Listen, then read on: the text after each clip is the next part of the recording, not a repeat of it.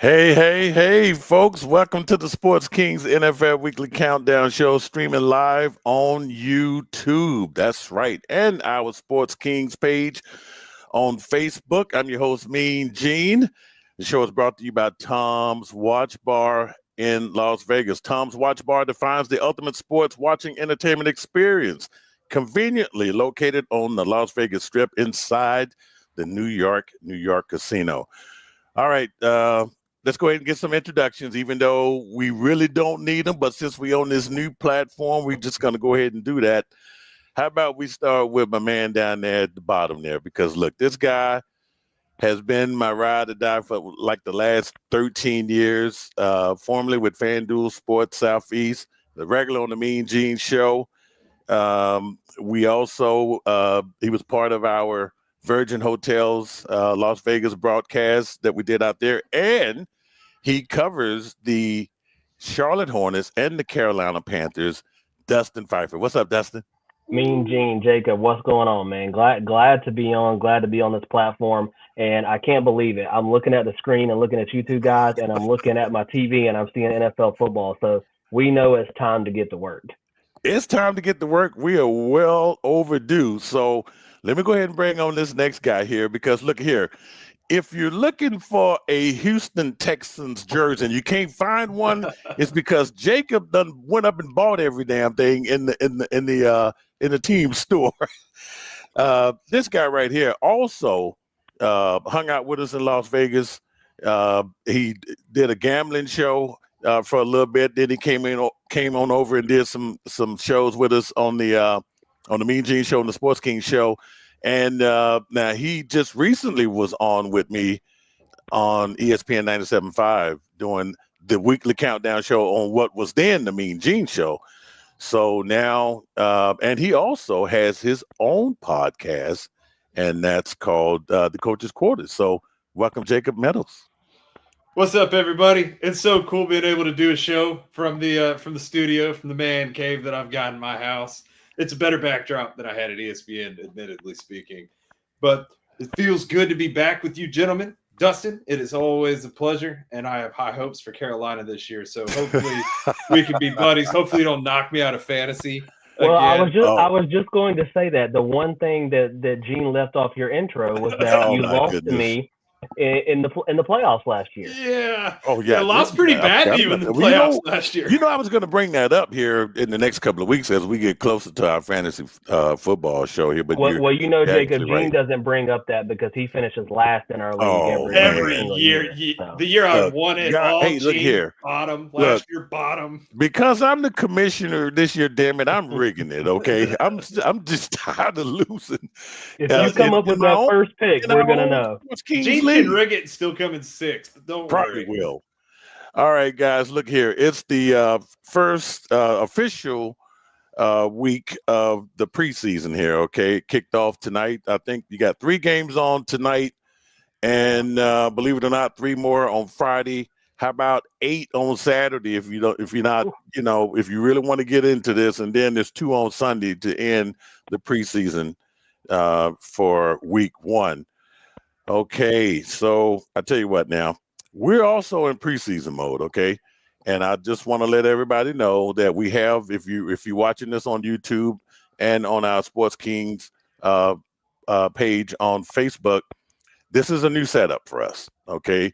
This is something that we have been wanting to, get into more. People want to see us. People these days want to be seen and not necessarily heard. So this is the platform that you will see us on every week. We will let you know when we will be on because all you have to do is just go to your YouTube page, our Sports Kings NFL Weekly Countdown Show YouTube page, and you can see all of that. So this one feature that we have here is really going to be interesting because it's the comment section, okay? So now we could actually have folks leave their comments, and we can actually put them right there. Okay, you can leave your comments and you can look here. If everything Jacob says is wrong, let us know. If everything I say is right, let me know. So we got that capability. So that's going to be fun. And listen, I guess we need to do what all the other YouTube shows and stuff we watch is. If you're going to Sports Kings page, give a like, give a subscribe, Let us know what you like, there it is. Look at that, Gene. Look at that. We're in sync already, Gene, on the first show. Go ahead and do that. We want those comments because, again, Yes. I think Gene and Jacob know this best. We like it when the fans talk to us, even if they don't agree with us. They probably like it more. We like to have debate when it comes to the NFL. Yeah, we do. We do. I mean, look, in our, we just set up this Sports Kings Facebook page, so we need subscribers. Okay, get on there and not just like the show, but subscribe to the show because we're gonna have some damn good content for you. And speaking of good content, tonight we are going to get into some of that content. We're going to be covering all 8 NFL divisions over the next 4 weeks. All right, so that gives us a chance to really spend time deep diving into what we thought, looking back on what happened last year in those divisions and just sort of piggybacking on what we think is going to happen. We all have opinions and we're going to share those things. Tonight, we're going to do the AFC North and the AFC South. And later on here, how about we got a treat? Our good friend from CBSSports.com, senior writer, Brian DiArdo, guys, is going to come on here and talk AFC North with us because that's what he covers, the AFC North. I can't wait for that because guess what? He's going to talk about your favorite new person in the AFC North, Aaron Rodgers. Oh, you know what? I tell you what, man, Dustin, I've had to go to my own dark place over the last couple of weeks to really accept this. All right. Now, will I ever have an Aaron Rodgers jersey on my wall? Probably not. You might. But hey, I mean, look, he beat us in the Super Bowl, so maybe he just wants to pay us back and give us a Super Bowl. I mean, I don't know. I don't think you know, Jacob, how much I've been waiting for this. I was waiting every day for Aaron Rodgers to sign because it's going to go one of two ways. It's going to go bad, and Gene is going to continue to just his hatred for Aaron Rodgers is going to skyrocket. Or Aaron Rodgers is going to play well, and Gene's going to have to try to figure out how to cope with that with his team being good. But the reason that they've got a bounce back season is because of Aaron Rodgers. He's the best quarterback they've had forever since Big Ben, arguably, right? Like, but it could crash, right? Like he was a Jet. He was there. He suited up. He was a Jet, and that went poorly. And like it could translate, and now Pittsburgh could just crash. We could see the first losing season under Tom. We'll talk about this with Brian. We will, because look, I need some backup here. Brian's going to come in here because you guys throwing out a bunch of hateful words right now. I think the words out of Gene's mouth was, if this doesn't go right, this is the end of Aaron Rodgers and Mike Tomlin when it comes. Look, I mean, hey, they went aggressive. Okay, and I've been a Steelers fan for 50 plus years, man. I've never seen them go this aggressive in free agency, bringing in people that were not homegrown. I mean, this is the second best quarterback Mike Tomlin has had because he was given Ben Roethlisberger and has struggled. I mean, look, he's going to have to make faith. So, but I can't wait till we get into that. So while we're waiting on Brian, man, I tell you what. So there's some news out there to talk about. The preseason game here. We saw Anthony Richardson start the game. He was supposed to play the entire first half, but that didn't happen because that Ravens defense knocked him out of the game, and Daniel Jones had to come in early. Brian Ajabo knocked the piss out of him, just gone. Yeah, this is becoming a storyline with Anthony Richardson in his young career, right? It's when he came into the league, what they said about this kid was he's got all the talent in the world, but he hasn't played a lot of football. Mm-hmm. And he's not going to get better in the NFL if he can't stay on the field and stay healthy. You're going to keep seeing these inconsistencies, and you're going to keep seeing these flashes of, man, this guy could be the future. But if he can't get the reps in, I mean, I'll compare it to a LaMelo Ball situation here in Charlotte where he's got all the talent in the world for NBA. But if he can't stay on the floor and be available, that's the biggest thing for a team. And the man who's got the biggest opportunity now is who signed, Daniel Jones. You leave the New York Giants, you come here, you're trying to resurrect your career. And if he goes down and he's out for a while, this is a chance for Daniel Jones to come over and take this team because, correct me if I'm wrong, guys, it wasn't Anthony Richardson's job going into this preseason. It was going to be a battle between the two. So It's not like he had a leg up. So this is a big, big spot for Daniel Jones, and it's another tough break. Well, he's hungry. I mean, Daniel Jones is hungry, and look, now he didn't look all that good tonight either. I think it was 10 of 21. Yeah. Yeah. He's got to knock the rust off, right? Like, it's a new system. He's going to come out. He's going to be Andrew Luck light this season, right? It's Danny Dimes look, here. The Colts might have to. They might have to take a page out of Cleveland's book and just bring in, 10 more quarterbacks or something. I mean, I don't know. Look, if and we're going to talk about the AFC South in the second hour of the show, because I got my thoughts on on Daniel Jones and Anthony Richardson. So I want to save those for a little bit later, guys. Yeah. But the other game that took place tonight, one of the reasons why we wanted to go with the AFC North tonight, because you got the Ravens playing and then you got the Cincinnati Bengals playing. They decided to start. They started their offense. They didn't care about the Philadelphia defense. I think it's probably the third string defense that Philly has got on the field now. But look, Cincinnati is determined to, start off strong, get the rust out. I mean, come on, the preseason, you starting your entire offense. I love it. I love it. I mean, listen, everybody's going to say, why are you going to throw your guys out there like that? Because you don't want Joe Burrow to get injured. I know he's had some injuries concerns, but this team is too talented to be wasting Joe Burrow, wasting Jamar Chase, T. Higgins, all these guys like they did last year. Again, guys, don't forget, Joe Burrow probably would have been the MVP of the league last year if the Bengals could have gotten the playoffs. That's how good his numbers were. And I just love it. You got to get off to a good start. The Panthers, we'll talk about the Panthers down the road here in Carolina where I'm at. They didn't play Bryce Young and the starters at all in the preseason last year because they were relying on joint practices. But now they're doing the first two games this year. You don't have to play them a whole quarter. You play them just one or two series, but get those live reps so they can be ready to go for the preseason. And I'm going to tell you right now, it paid off tonight, because I don't know if you've seen the box score, but Joe Burrow was 9 for 10 for 123 yards and 2 touchdowns. And I mean, I saw one of those touchdowns. Having that click with Jamar Chase that early, they already have a great connection, but just getting that reps is going to help them early in the season. Jamar Chase is easily – take Jamar Chase number 1 overall in fantasy. That's going to be the best fantasy advice I give all year. They were crisp. Like, Joe Burrow was hitting him on out routes. He was hitting, and they were all tight window catches. It was most of them were along the sidelines. Like that, like you said, that connection is already there. They are in midseason form together. Jamar Chase is going to be the best receiver once more. Well, what do you know, guys? Look here, man. We just need to stop, because look, I had my guy down here waiting for us. And he was shaking his head at every damn thing you said, Jacob, because in disagreement. So let me just get some introductions here, folks. I tell you what, we are more than happy to have a great friend of ours on the show here. He's been with us. I'm hearing a lot of music here. I think is that me making this noise here? Are you guys hearing the same noise I'm hearing? I'm hearing a little bit in the background. Is that you breaking the music? Gene? Okay, well, we're going to work our way through this. But anyway, let's go ahead and bring on our great friend here. He has been a friend of the show for many years. He hooked up with us when we were in Las Vegas. He's been on our MeanGene Show on ESPN 97.5. Okay, I think that music went away. And now he's back with us again. Okay, he covers the entire AFC North for CBSSports.com. He's a senior writer, and it's Brian Diardo. What's up, Brian?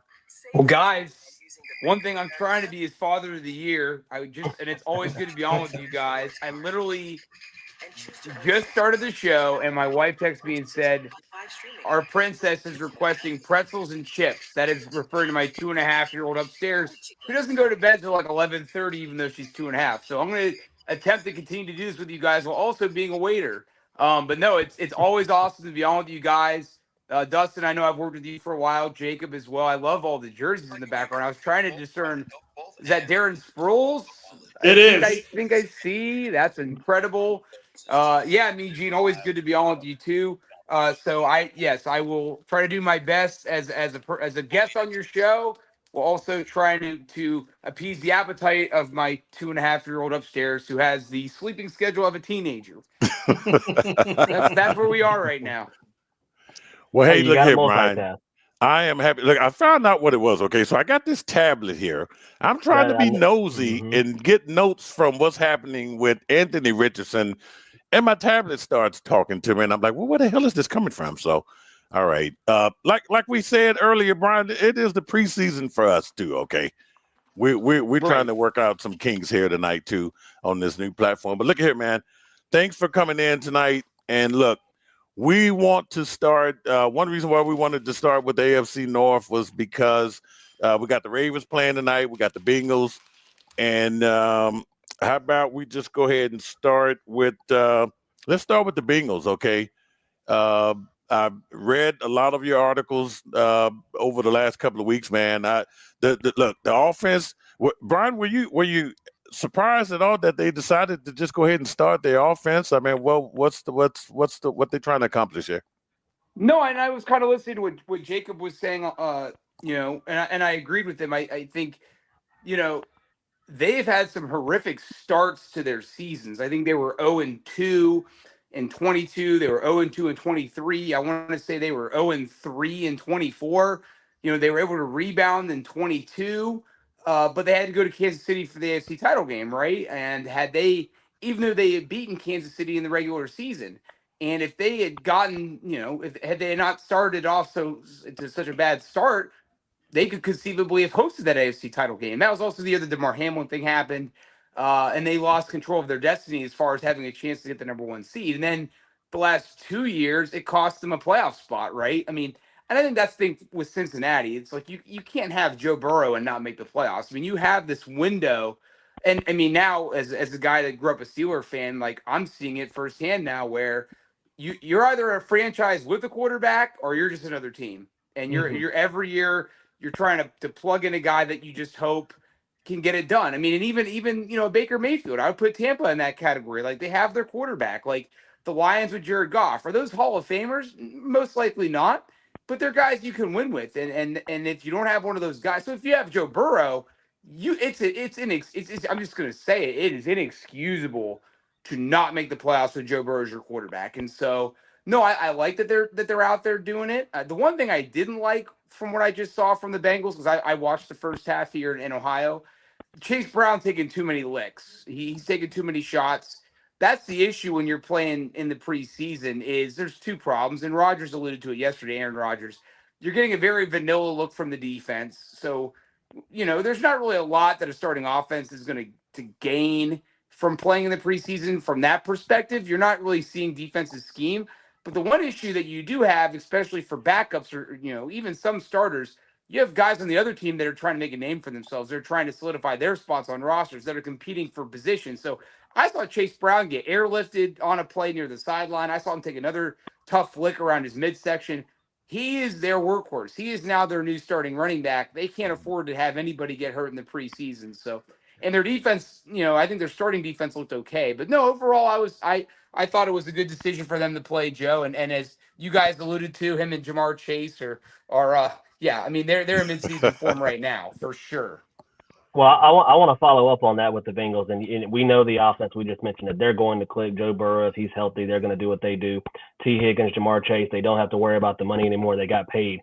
But how far can this team go with the defensive side of the ball, and specifically with or without Trey Hendrickson? How do you see that playing out? Do you think that's going to get done? Do you think it's just at a stalemate and it could be a long time? Because I mean, I got a feeling it's hard to put it on one guy. But if they want to go where they want to go, the defense was already pretty bad last year. I don't see them going to the heights they want to go without Trey Hendrickson. No, and it's kind of been weird, isn't it? Where there was a lot of talk until he showed up. He showed up, and there was all these articles like the holdout's over. It's not necessarily like he's still there, but to my knowledge, he's not working out. He's not at practice. I mean, he's working out, but he's not doing team drills or anything. I think he's going to play. The question's going to be, will it be under a new deal or not? But I think even Trey Hendrickson knows I don't have the leverage here. They have all the leverage. Like, I mean, the thing about Mike Brown is he's principled, and you're not gonna bully him, right? Like you could argue the Steelers have kind of been bullied by now Cameron Hayward's now not practicing for a second straight summer after he just got an extension last year. Yeah. You can argue the Steelers have kind of been bullied by some of their stars in recent years. You can't say that about the Bengals. Mike Brown doesn't get. I mean, shoot, Carson Palmer retired because he couldn't get anywhere with Mike Brown. So yeah. Like I think he's going to play because, like you just said, I mean, even he knows I have no leverage here. I'm going to be 30, 31. Playing on on the final deal of a contract at age 30 is not ideal, but he's gonna make his market value even worse next year if he doesn't play. And you can't give me the argument, oh, I'm a year fresher. Le'Veon Bell said all that stuff, and then it proves to be fool's gold. So, like, you can't say that. Like, no, he'll play. I think this defense will be fine. It'll be serviceable. It'll be better than last year, which is not going on a limb because it can't be any worse than it was last year. So, they got some young faces, Demetrius Knight, Shamar Stewart, that was holding out. So, I think this is going to be a good team that's going to fight for a wild card spot. You know what, Brian? I guess the thing that kind of really shocked me about the Browns, I mean the Bengals here, is that look, I mean, we know how things turned out last year. Okay, we know they got off to that rough start. So you would think coming into this year, this Trey Hendrickson thing should have already just been sealed up here. And some of the things I've heard coming out of the Bengals camp is it seems like it's personal between Mike Brown, because Mike Brown made comments to the media that he's just difficult to deal with. That's something you don't really like to hear an owner saying about a player, because it just makes it sound personal to me. But look, we know this team, they put up 38 points a couple of times. They had 27 points, I think, and these were games that they lost.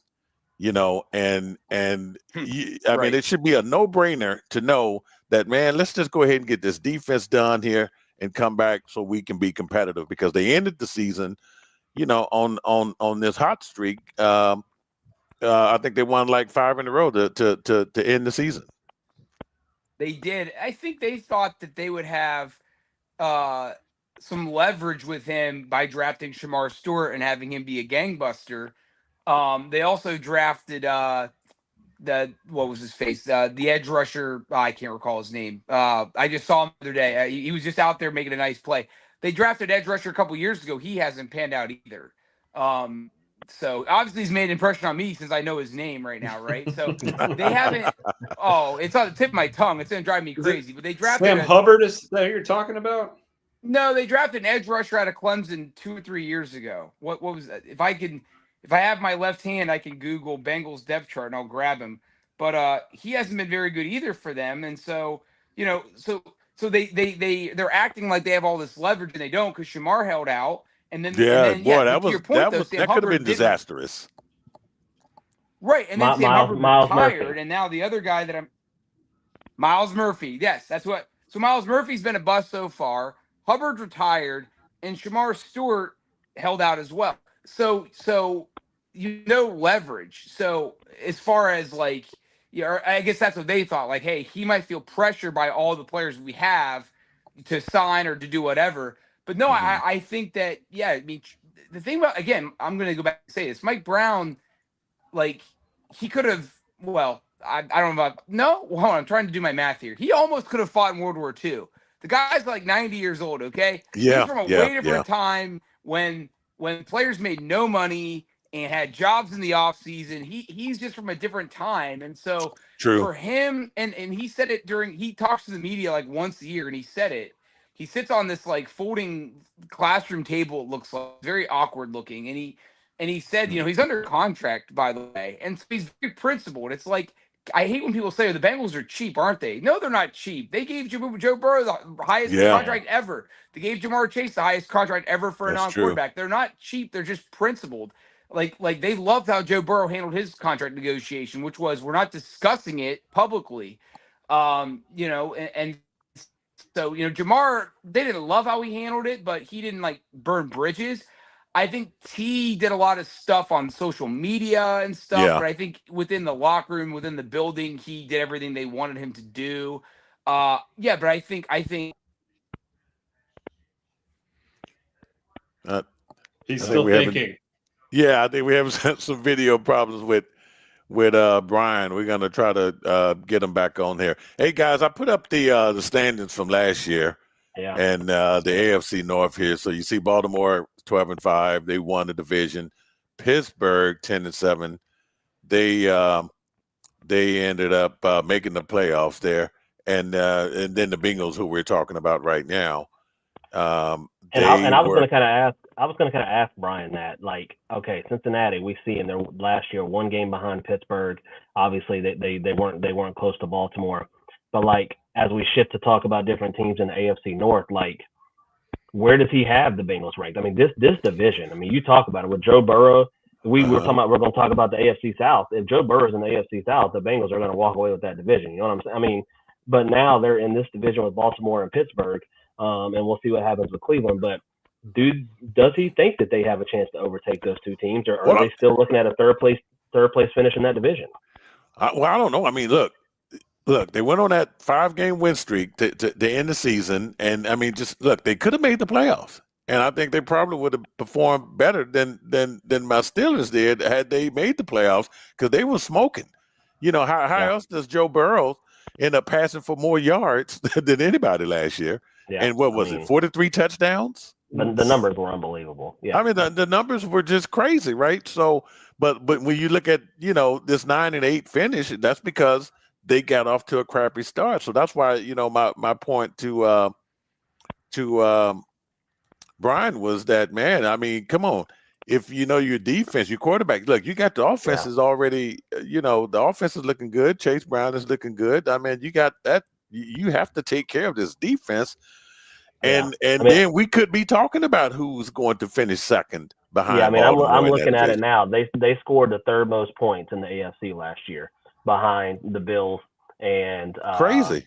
The Bills and the Ravens. And they gave up the 2nd most points in the AFC. So that's what it's all about. And I don't even know if Trey Hendrickson, when he comes back, if he does come back, again, the defense doesn't have to be top 10 in the league. It's just got to be serviceable when you have a quarterback like Joe Burrow. They need to be 15th, 16th. They'll skirt by just fine 15th, 16th in the league in defense for sure. Yeah, well, I tell you what. So hopefully we get Brian back on here, but let's go ahead and look at one of the other teams in that division here. We talked about the Bengals, so we got the Ravens. They're also playing tonight in their first preseason opening. So look, this is the team here. 12-5. Derrick Henry turned out to be just a beast, and Mark Andrews, you know, came out and did what he did. And I mean, this team is loaded, guys.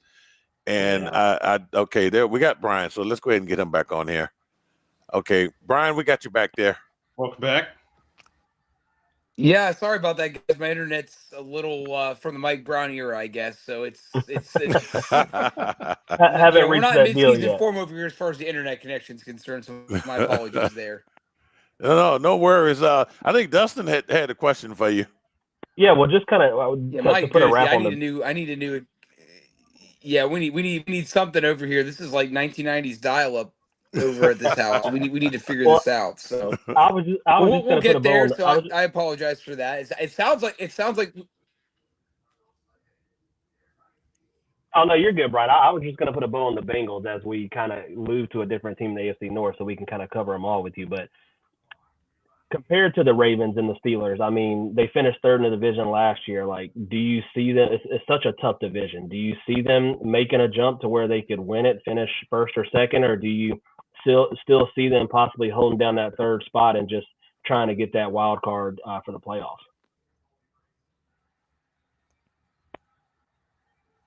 I think you're still thinking about it. Yeah, look like he froze up there for a minute. It's that preseason internet. It's that preseason internet, man. I tell you, man.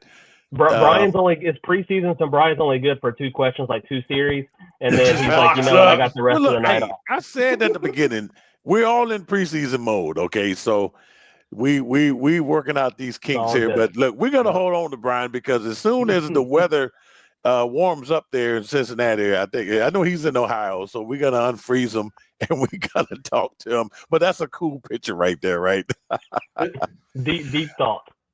All right, so I tell you what, let's go ahead and talk about the Baltimore Ravens. Okay, Yeah. so this team, guys, I tell you what, man, I don't know what Dustin. Me and you always talk about the window of opportunity. And we said that with the Buffalo Bills, but man, when we thought that window was closing on Buffalo opened it back up, right? I don't want to say that about Baltimore just yet because I still think, man, getting Derrick Henry and now you have a healthy Mark Andrews and I mean, come on, and this defense is still top-notch defense. Yeah. I don't see how Baltimore drops from where they were. I mean, 12-5 last year? Who knows? They could probably do that again. Yeah, I got them as the clear favorite in the division. As good as the division is, I'm not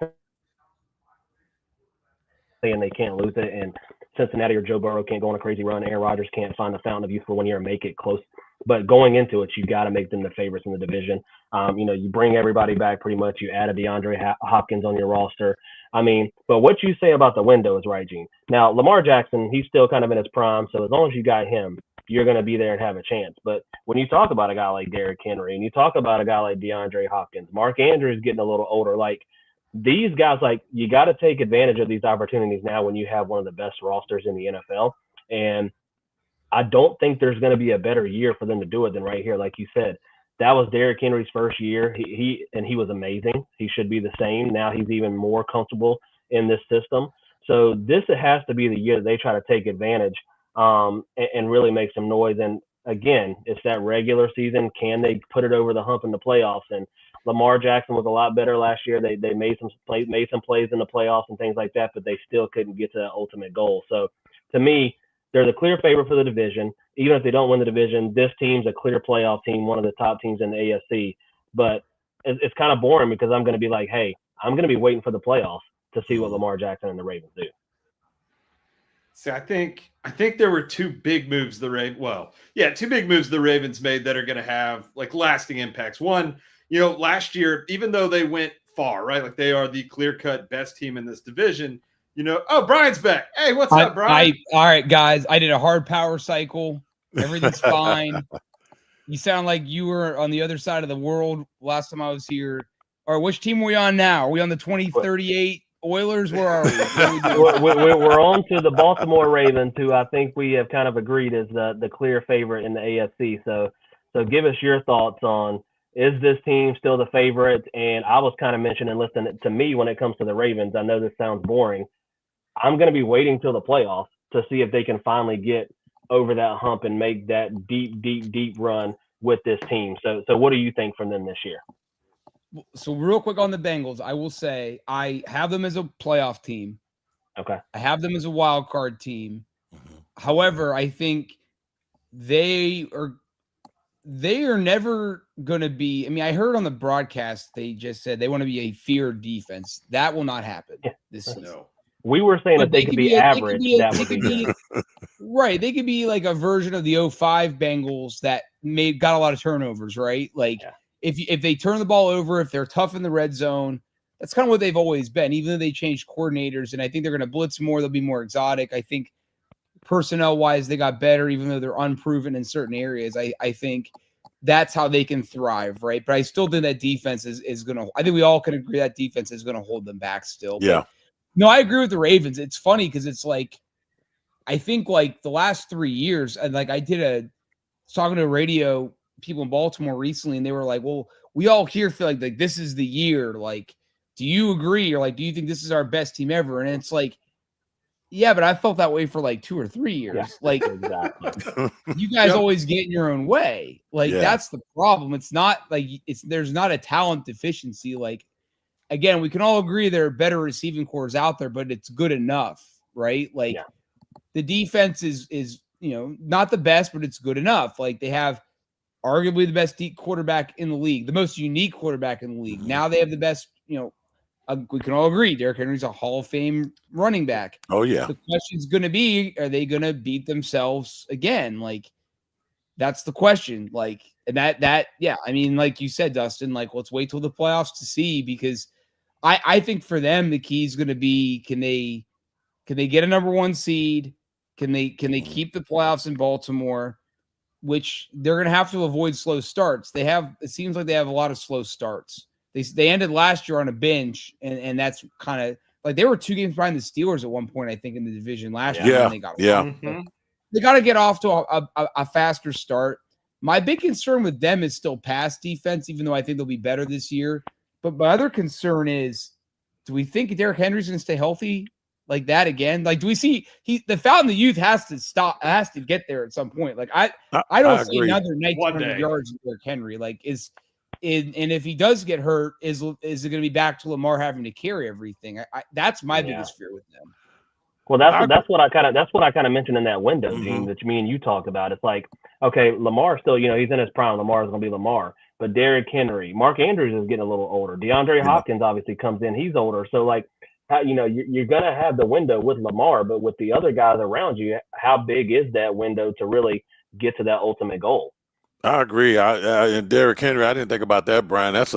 Hey, they got by last year, had a hell of a record, ran into the same old problems that they always did in the playoffs. So, but like I said, that window of opportunity, you got some other teams. We'll be talking about the AFC West here. I think the Chargers, somebody might just knock the Chiefs off their throne this year. You never know. Buffalo is still going to be Buffalo. And I wanted to say real quick too, when was the last time the Ravens defense won them a playoff game? Like, if you look at like what the Chiefs did in 23, like it was their defense that like they don't win that without their defense. Like that last one was kind of on the defense. And we always think about Baltimore. We always think defense. Like, yeah, I don't remember I don't think they've ever won a playoff game for Lamar. Like, no, I think against Houston, but it was against Houston. And no knock on Houston, like they're freaking good. Like, yeah, thanks. Houston's the most maybe underrated team. How many teams have won playoff games in back-to-back years? Like, but is it them and like the Chiefs? Like, not many teams have won playoff games in back-to-back years.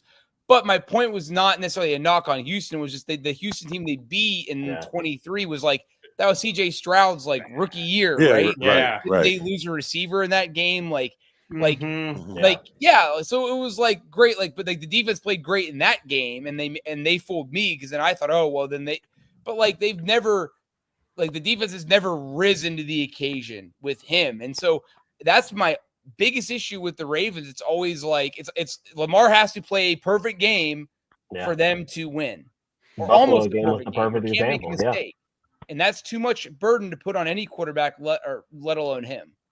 And I think so. They brought in Jair Alexander, right, from Green Bay. I think that they're gambling on the fact that, if they can keep Marlon Humphrey healthy and they can keep the defensive back core healthy throughout the season, they bring in Jair, and now they can make a run because now their defense, they have a great defense. On paper, their defense is fantastic. They can't close out fourth quarters, right? They collapse at the end of big games. And I think the idea here coming into this season was you bolster that CB group, and they already have one of the best safety tandems in the league.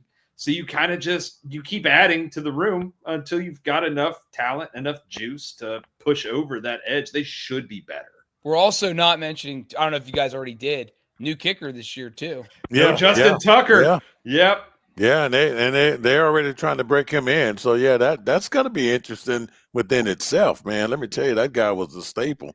Well, he was bad last year. Their kicking game could get better this year. That's a good point. He got better at the end of the year, but he was one of the reasons why, to your point, they struggled to get out of the gates. So that's a good point. Like, it wasn't like Tucker was Justin Tucker last year. I mean, he wasn't himself. So that's a very good point.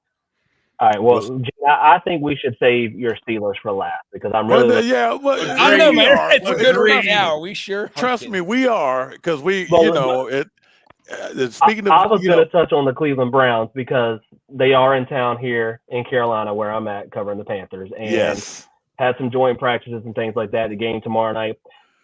Shedeur Sanders. Well, first of all, how many quarterbacks do the Browns have on their roster now? And second of all, they're going to start Shedeur Sanders in the first preseason game, but for some weird reason, he hasn't been getting any reps with the ones in the joint practices that much. So tell me, what's the plan there with all the quarterbacks they have? Kenny Pickett, I know some of them are banged up. What's the plan there going forward, going into the season for the Cleveland Browns? I love where you're at, because that's all you could talk about with the Browns, right? Like that's really what it should be. Like, let's just discuss this, because it's so my thoughts are, I think they also just got Tyler Huntley, right? They just got Huntley. Yeah. So I think in a perfect world, like, they could stash Huntley on the practice squad, because who's going to pick him up, right? Like, he's been sitting around, like, working at Sitco until now. Like, no one's going to. So, like, you could put him on your practice squad. You're set. Joe Flacco will be your starter. Yeah. You trade Kenny Pickett. Gabriel's your third string quarterback, and Shedeur's your second. I think they're starting Shedeur because I think they don't want to trade Kenny, obviously, unless they know we have a actual guy, a backup that can come in and be a quality backup. Like Terry Bradshaw said this to me like 4 years ago. I don't know if he's 100% right, but he has said dumber things, like, for sure. He said in today's NFL, like, the second most important player on your team might be the backup quarterback. Yeah. And I don't like totally agree with that, but I see where he's coming from. Yeah, right? I get it. And so you can't trade Kenny Pickett unless you know that like Shedeur Sanders could come in like potentially and like produce for you, right? And we see in the NFL quarterbacks get hurt all the time. Mm-hmm. So, I mean, you obviously could conceivably bring up Huntley as well. But so I think they're doing this for Shedeur from a football standpoint. And again, as I said earlier, one of the two times when my connection was coming in and out, like, I think these preseason games are more for reps under your belt, right? It's for getting reps. It's for getting comfortable in an NFL stadium, getting the cadence in, spitting it out in the huddle, reading a defense, handing the ball off, getting everything, getting acclimated, right? And so I think it's how they want to see how he handles all of it, right? And, you know, he'll probably do a lot of handoffs, a lot of short passes, a lot of screen passes. They might let him take a few deep shots. But I think for them, it's like, you know, they obviously like this guy. They drafted him when they didn't need to draft him or shouldn't have drafted him, you could argue. And so, yeah, I think that's the plan. I think the plan is trade Kenny Pickett. Joe Flacco's going to start. Shedeur's behind him. And then you could have Gabriel. Because, yeah, I mean, there's really no other options there. Because if you keep Pickett, then you've got to trade Gabriel. Then you look stupid for wasting a third-round pick on him. Well, you know, I get, you know, it's preseason. It is preseason, and just like you say, okay, he hasn't had any reps with the first team, but it's preseason, so tomorrow he will, and we'll get to see what happens. But the only problem I have with that is it's going to be the Panthers' first string defense on the other end. So I mean, you know, so that I mean, just like, you know, he's still a rookie going against a first string defense. I will say, I don't think he'd be starting if they didn't have all the injuries they had at quarterback. Yeah, I think that's a lot of it too. But interesting how this is all going to. You hope though, I mean, but you know it's true. You know Haslam loves it though. Oh, I'm sure he does. He loves it. Him and Jerry Jones. I mean, they love the attention. You know, I was born at night, but not last night. None of us buy for a second when he said, "Oh, I didn't influence that decision." Like, one of the biggest lies you could ever tell on network television. You should bring him to Vegas next time you guys go out. And he may not see the full Panthers defense. J.C. Horn was in a car accident the other day. He had to get stitches in his hand. He's out tomorrow night. Derek Brown's just coming back from a knee injury, so he's probably out. So he may have a chance. But the question is, though, Gene, if Joe Flacco is the starter, we saw him create some magic, you know, with Cleveland a couple of years ago. Is there enough talent on that roster to possibly do that again? You asking me or Brian? I'm asking anybody who wants to answer that question. I don't think so. I don't. I think Stefanski gets fired after this year. I agree with that for a fact. And I like Stefanski a lot. Yeah. I just it hasn't worked. It hasn't worked there consistently enough. But as Dustin, as you pointed out, like every year we see teams make the playoffs or do something. And like when the Texans made it 2 years ago, I don't think anybody saw that happening, right? Like, yeah. I think once they smacked the Steelers around in week 4, we were like, okay, they were legit. Yeah, like, I think we kind of they were for real. Yeah. But you know, and I think I think the issue with Cleveland is they don't have that running game that's proven that can support him. I mean, Judkins, I know he has his legal things going on. I know from a receiver standpoint, they don't have they have one guy, but they don't really have anybody else. I mean, Njoku's a good tight end, and they got pieces on defense, but they don't have a whole defense. I just think if they're in the NFC, East or West, I could or South rather, I could argue maybe a wild card spot for them if they got hot. Like the Panthers, for example. The Panthers are in I think they're better than the Browns, but I think they're in a similar position where it's agreed. They've got enough encouraging pieces, but not enough where you would really get on the bandwagon. But if things worked out a certain way and they get hot, maybe you could ride it, right? Agreed. So no, I see that. I see things being really bad there this year, and I see Stefanski losing his job. I want to say one more thing about Shadir. Look, if he comes out, let's just say tomorrow he comes out, he has a Trey Lance-like performance. I think that's a win for Cleveland. Yeah, it is a big one.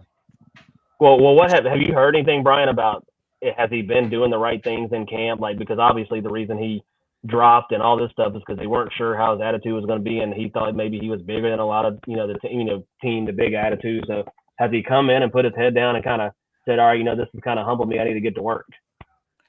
Yes.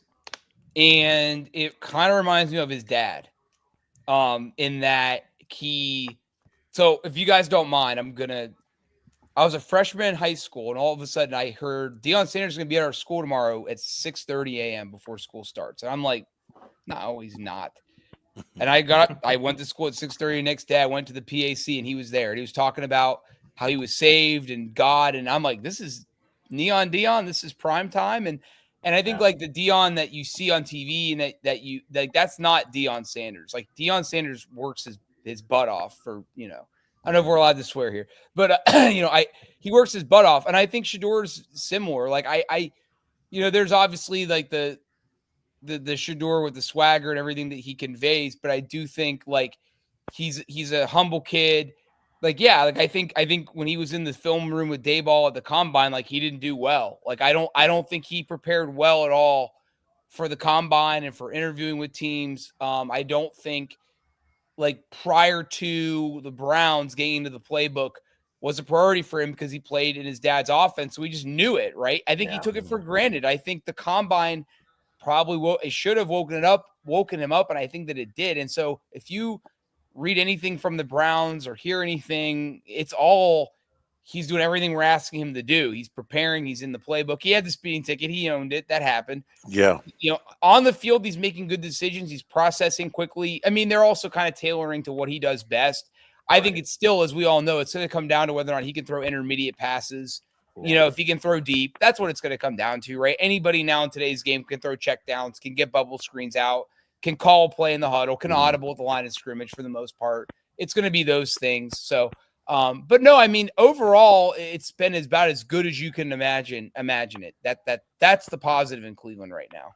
Who's the running back for this team this year? I know they've had a who's who name of running backs over the last couple of years. It should be Judkins if he's got his ducks in a row.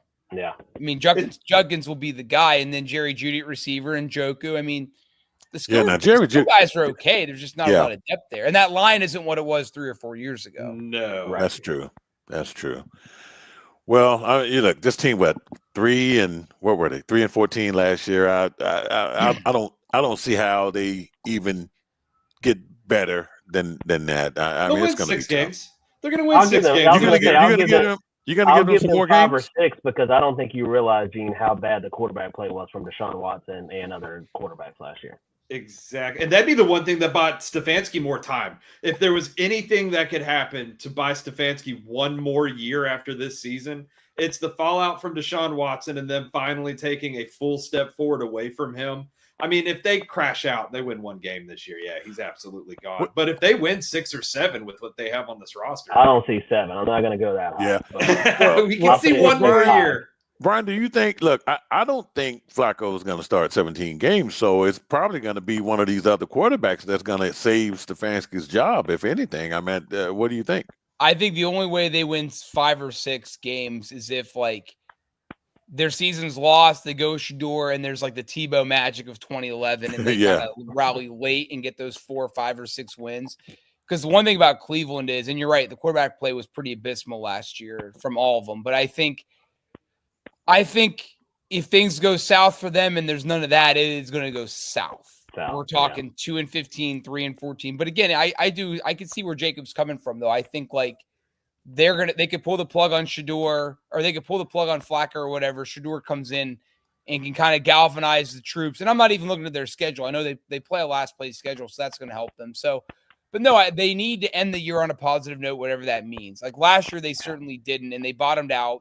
And to your point, like I think people understood last year why Stefanski wasn't fired, why this regime has been given more time, because nothing went right for them last year. And they were coming off the heels of a very good season where they made the playoffs and everything. So, but yeah, I think 5 or 6 wins if you end the year on the right note. If Shador Sanders is trending up, then I think that things can be positive for them, even in a year that we're all predicting them to have double-digit losses.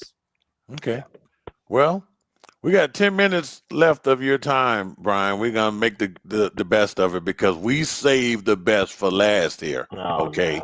Boo. I know we got some haters here. It's all good. So look, let's talk about the Pittsburgh Steelers because Brian and I had said this before you came on here.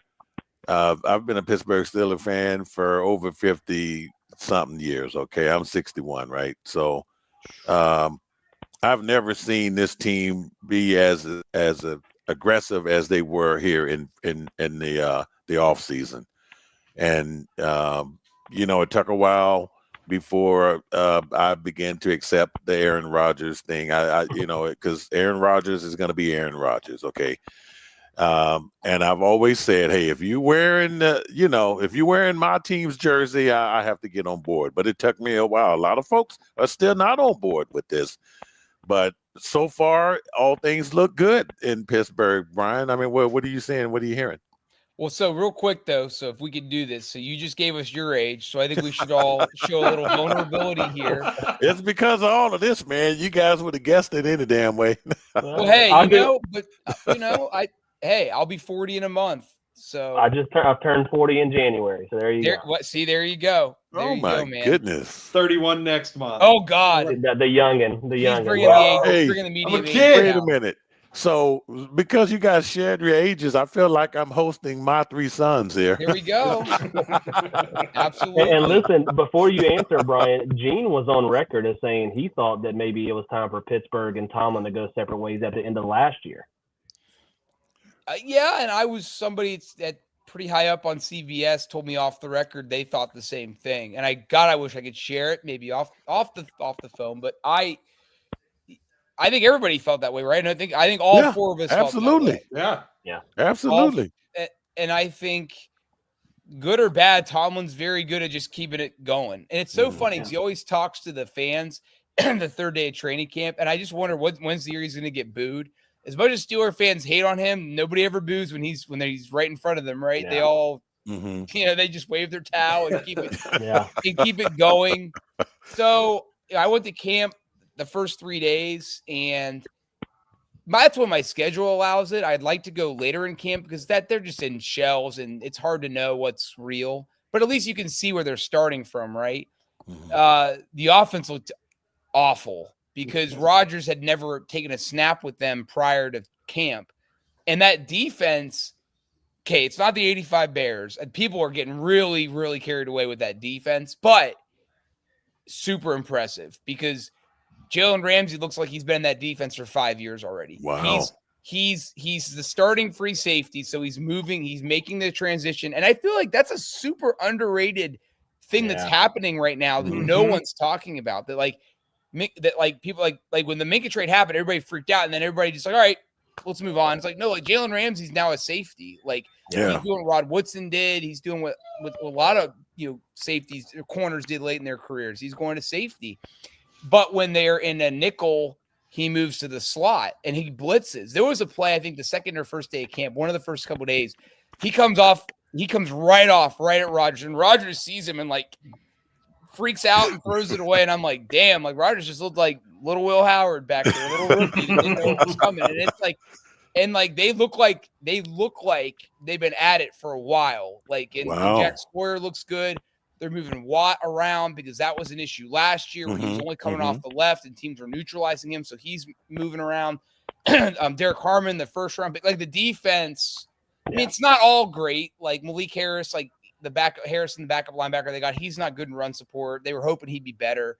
Like it's not all great. Like, but they got Darius Slay. I mean, they got some dudes on that defense. It is going to be a damn good defense. But that offense has a lot of work to do. That offensive line has been injured, has been banged up. Rodgers is starting to get warmed up though. Like he loves Darnell Washington, that 8-foot tall tight end they have. Johnson, the rookie running back's been looking good. Yeah. Warren is Warren. We know what he brings. He's going to feed Metcalf. So I know, Jacob, at the top of the show, you said draft Jamar. Maybe not with your first couple of picks, but definitely get DK as your number 2 receiver. You won't be disappointed. Like he, as we all know with Rodgers, he feeds one guy, right? Whether it's Jordy Nelson, Devontae Adams, he's going to feed him. And that's he's a freak. Yeah, he's a freak. So I'm good with the Rodgers thing because I think, to me, again, like I said earlier, if you don't have a Joe Burrow, this is what life is. This is what your life is. You're dating. You're doing a lot of those quick dinner dates or blind dates. You grab a guy for a year. You hope it works out. So until they find their guy, this is what you have to do. And a lot of fans are like, "Oh, let's just go with Mason for a year." We can all agree their upside with Rodgers is higher. You have to do this. Yeah. And I think they'll be a playoff team. I think injuries are already hitting this team. I think if the one thing that could take this you can say it's about every team. True. I feel like for this team, for whatever reason, maybe in Slay's old, they have guys on their team that are getting old. They're an old team. They are. But I think injuries could bang up this team this year. It's already starting to happen a little bit now. I just think it all comes down to the offensive line for me. To protect Rodgers. I think if you look at Rodgers' numbers with the Jets, it ended terribly, but his numbers weren't that bad. If you look at his numbers last year, he just got hated on. I mean, because of how bad the Jets situation went from the start. But will it be injuries for the offensive line, or if they're healthy, you think that's a good enough group to protect Aaron Rodgers, who obviously doesn't move like he used to? Healthy, they'll be adequate. Okay. They'll be I really like Zach Frazier. I mean, he kept bounce pass and snaps the first couple of days of camp. I think he's cleaned that up since then. But Mason McCormick's a tough dude from a small school. I love Mason McCormick. Samalu's had a nerve issue, but I think or a soft tissue injury, but I think he'll be fine. And to me, the biggest question mark is Broderick. Broderick looks like a tight end. He lost a lot of weight. I think too much weight this offseason. That's my main concern. I don't think he'll be the starter all year. I think he'll get benched at some point. I just don't. That's my fear. Here's my overall overriding thing with the Steelers. I think they have to be a running team first. Like a metaphor. Hey, so Jacob, you won't know this because you're 31. But I'm going to go to John Elway, 97.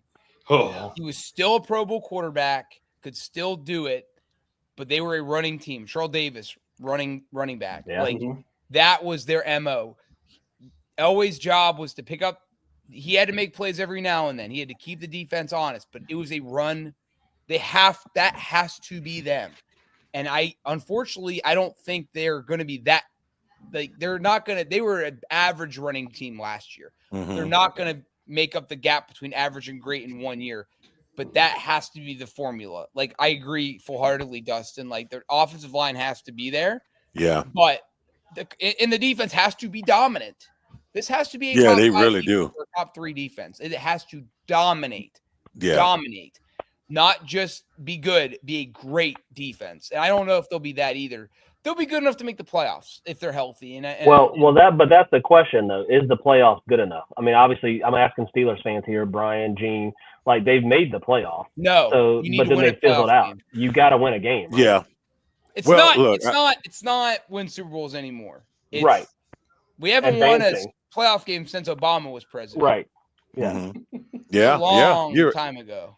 A long time ago. So if that doesn't happen, do you see Tomlin and them finally splitting ways? No, because he's under contract for 2 more years. Okay. I saw the extension. I just was curious, though. Yeah. But you know what, Brian, and this is what I think. Okay, I look. They swung the bat.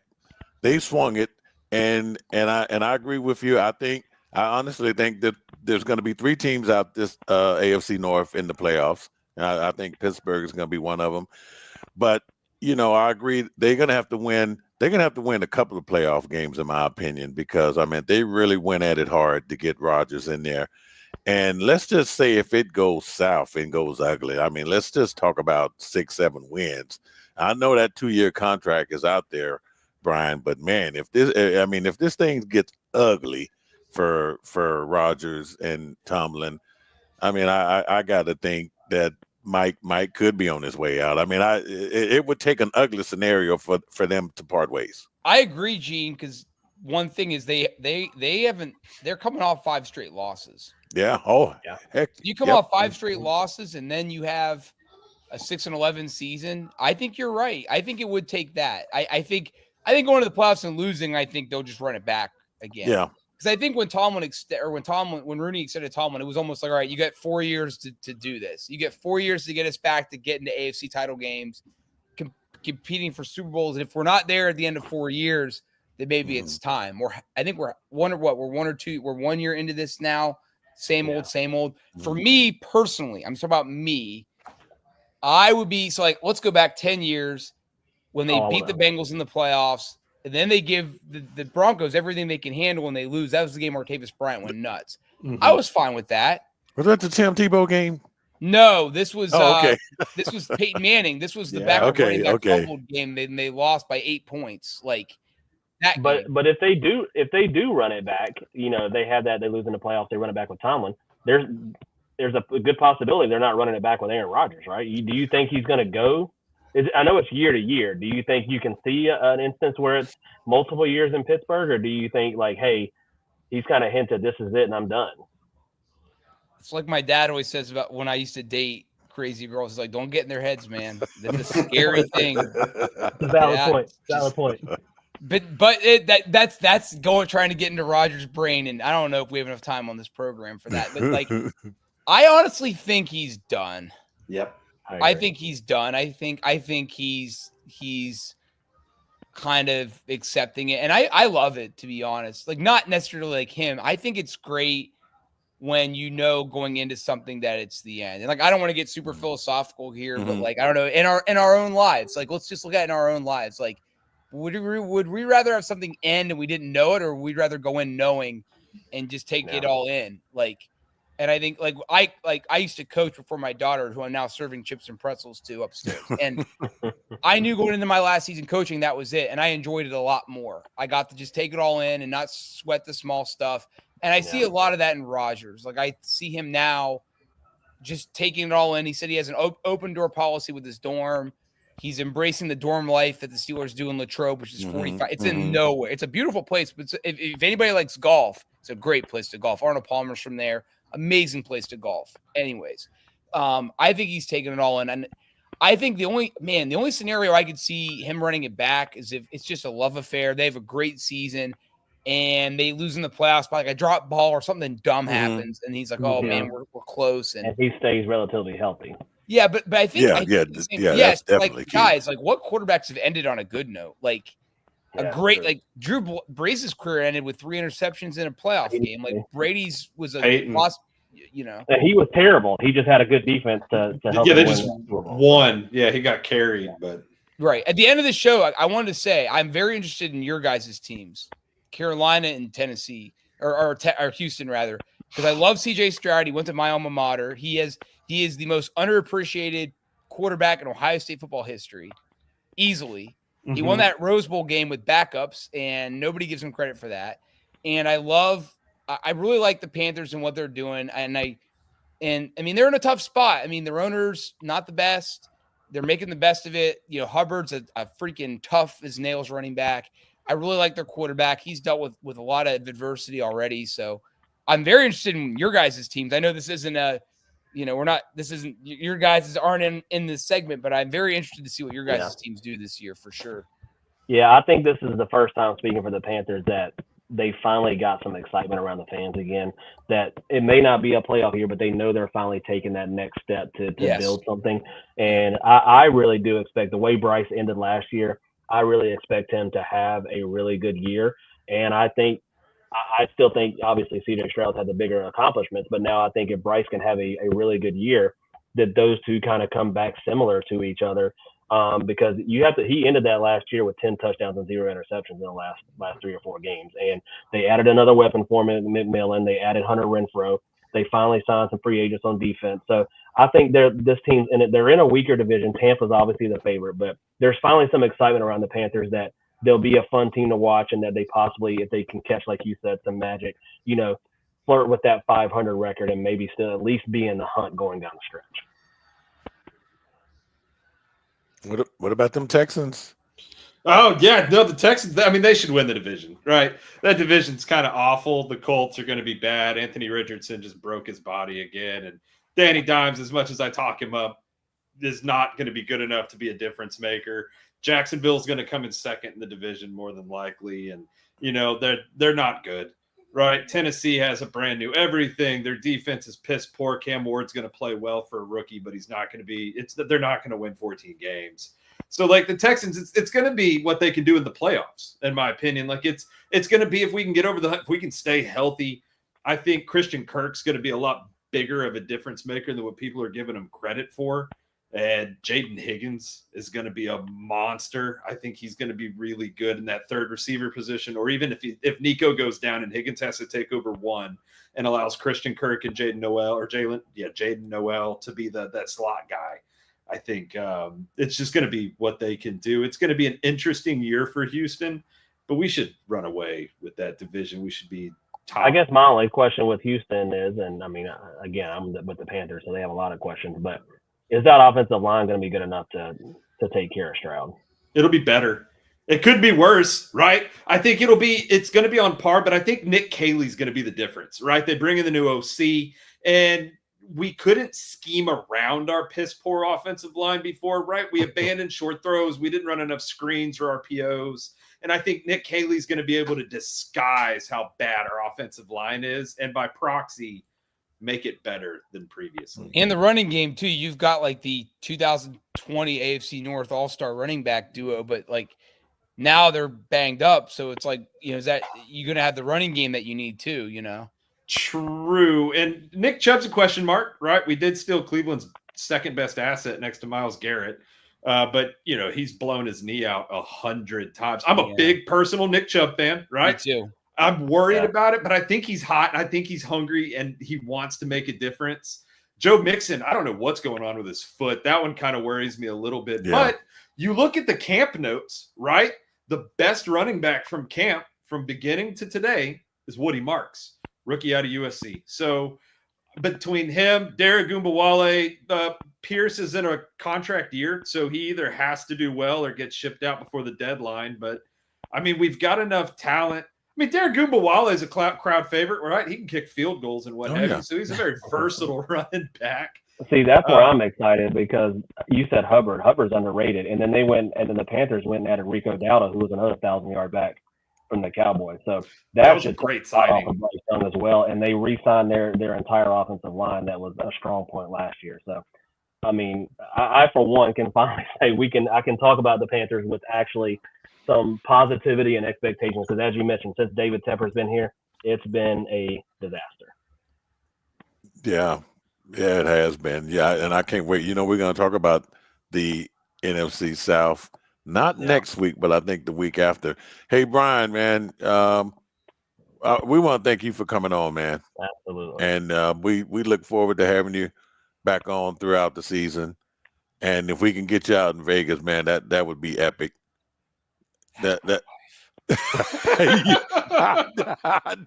same problem. That's okay.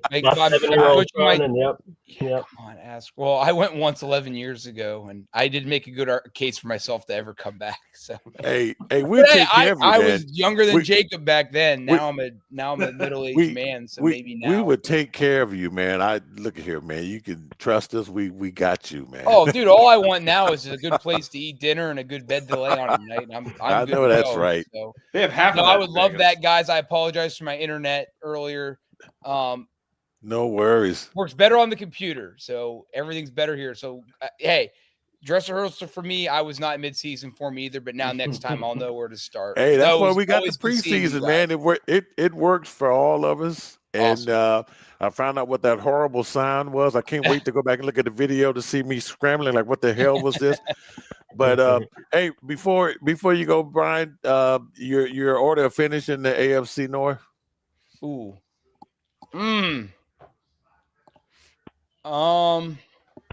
Man, that's tough. It's not tough, but it is tough. Let's start at the bottom. We'll go up. Let's go Cleveland last. I got a little tricky one for you. No, I'm not. No, I'm not. I was going to maybe pick Cincinnati, but their defense, I can't do that. Let's go Pittsburgh, Cincinnati, Baltimore, but everybody but Cleveland goes to the playoffs. Yeah. Okay. Agreed. All right. Jacob, what you got? I'm the exact same. I think he's dead on the money. I think Cincinnati comes in second. I think Pittsburgh's third place, and they probably do have 3 teams make it to the playoffs. Yeah. I hate to be status quo, but I got the same thing. I think Burrow is going to be amazing this year, and I think the defense will be a little more serviceable. It's not going to be good, but a little more serviceable. Yeah. And I still worry about that offensive line for Pittsburgh. Like I said, I think Aaron will be good. I love the weapons and DK and all the tight ends they got now, but and it'll be close, maybe like 1 game difference. But I got Cincinnati second, Pittsburgh third, Cleveland fourth. Okay. Go ahead. All right. I win the division. I got Baltimore.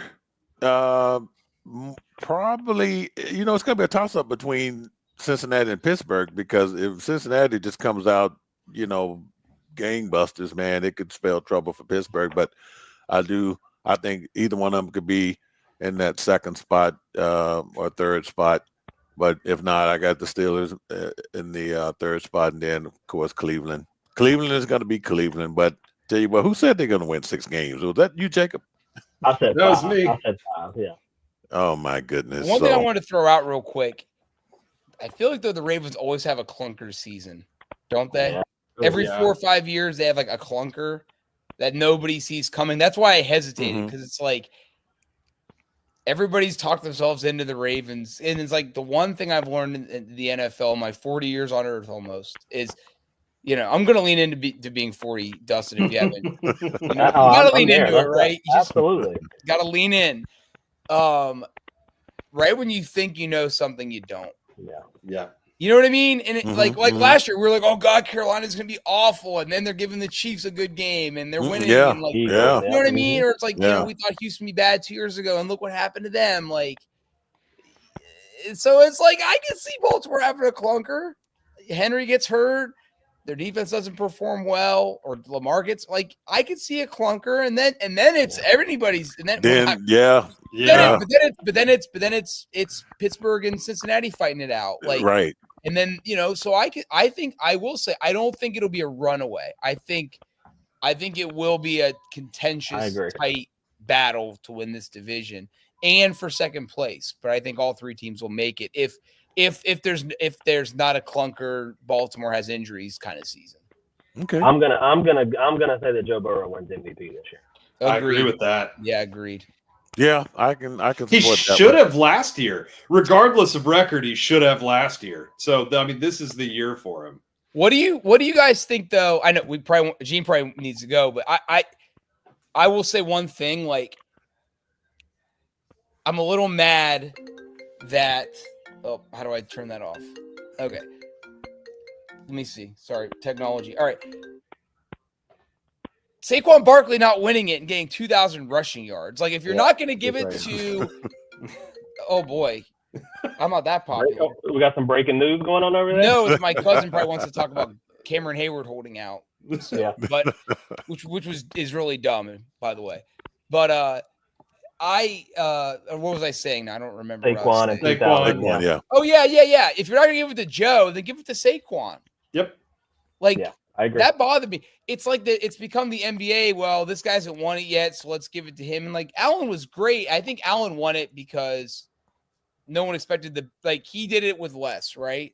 Yeah. They lost Diggs and if that's the spirit of the league MVP, most valuable player to your team, I could get with that. But to me, it was I rate these stories and you're writing about Saquon's accolades and you're just assume, MVP. And no, he wasn't. I mean, 2,000 yards in 16 games and no MVP. Not even really considered was odd to me. But Joe should have won. But I think he could win it this year for sure. I agree. All right, Brian. Look, man, we're gonna get you back on in a couple of weeks. We're gonna end up taking a break here. I think when we come back, the guys, we're gonna wrap up. I know we already got into the AFC South, guys, but we'll finish it up. But we definitely want to thank you, Brian, for coming on and joining us, man. Oh, my pleasure, guys. Always great seeing you. Thanks, Brian. All right, we'll see you, Brian. See you soon. All righty. Hey guys, interesting stuff, man. That Brian is so cool, man. He's my favorite guest on the show. Yeah, he is so cool. So we always like having him on the show. All right, we're gonna take a break, guys, and when we come back, we already got into the AFC South a little bit, so we won't spend a lot of time. Dustin, you still good? I'm still good. Jacob, you still good? You pay me enough to stay on this, yeah. All right, man. Well, let's go ahead and take this break, and we'll be right back. You're listening to the Sports Kings NFL Weekly Countdown Show.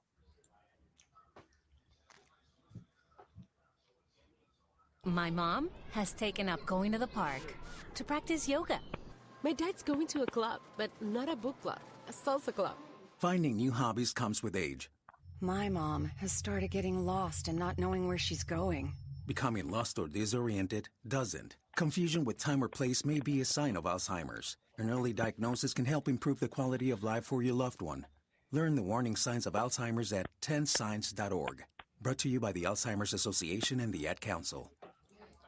Tom's Watch Bar, Las Vegas, defines the ultimate sports watching entertainment experience. Our central oversized stadium screen, surrounded by hundreds of high-definition screens, provides 360-degree viewing, making every seat at Tom's the best seat in the house. Tom's is the perfect place for fans to cheer with other fans, follow their fantasy players, and follow any sports bet. We can't wait to see you soon.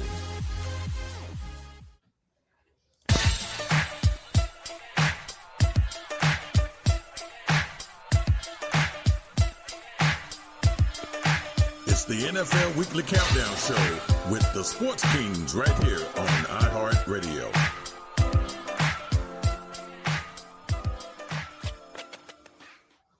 All right, we are back, folks. Once again, it's the Sports Kings NFL Weekly Countdown Show, kicking off our season opener. It's the preseason for us. We just had CBSSports.com senior writer Brian Diardo joining us, and we got through the technical difficulties, but man, Brian always has great information for us, and he did not disappoint. And I tell you what, man, there's not, I did have an opportunity to go to the Steelers training camp, but it wasn't the camp.